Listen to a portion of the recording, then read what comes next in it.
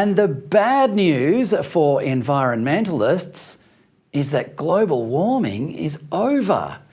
As we've all probably observed by now, climate catastrophists don't feel pangs of relief or joy whenever one of their predictions about earthly destruction fails to materialise, as they do every single time. That's because the idea that humanity is destroying planet Earth is both an addictive drug and a religion to them. An opiate for the masses, you might say.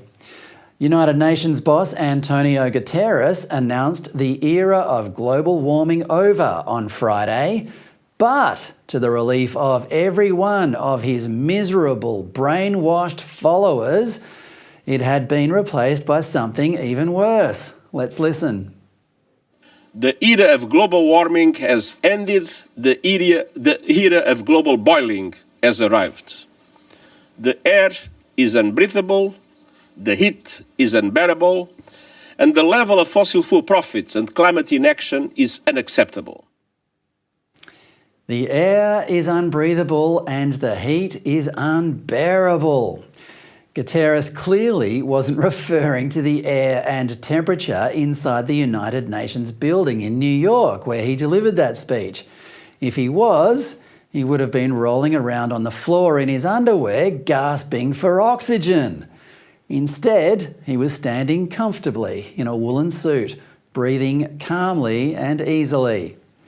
It's a measure of his magnanimity that he was, in fact, referring to the air we breathe and the heat we must endure just to stay alive as we go to work, shop for groceries, spend time with our families and whatever else ordinary people do every day.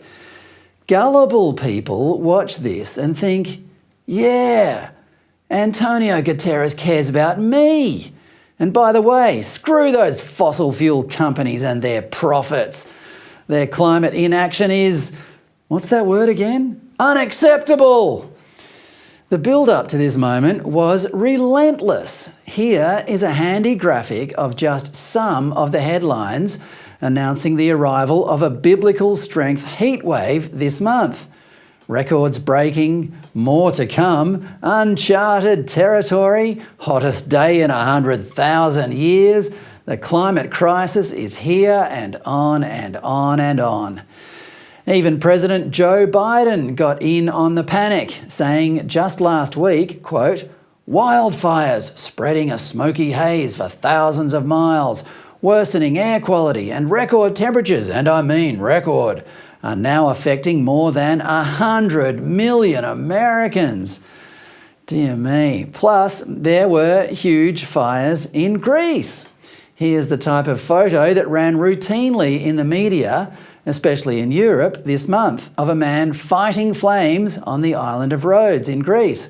This is the sort of image that has become routine in Australia every summer as well. Now that environmentalists at every level of government insist that the bush can't be cleared of fuel and arsonists suddenly appear to play their part once the hot northerly winds start blowing every December.